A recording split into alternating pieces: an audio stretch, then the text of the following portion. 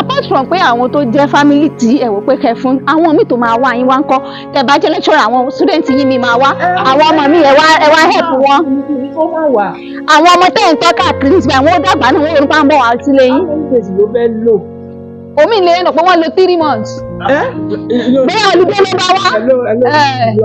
gbẹ̀ni ẹjọ́ kò sí kẹ̀yà yìí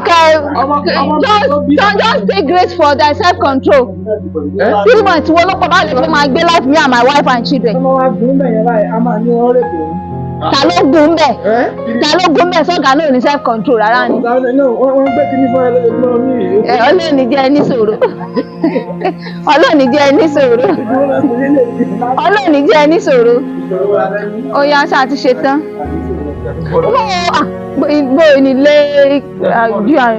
ọkọ àti ìyàwó àtọmọ nìkan. Ó yàtọ̀ sí mission tèmi mission ti jẹ́ ká kó èrò irú kánìwọ̀ ló ní ilé báyìí bí pé kánìwọ̀ kan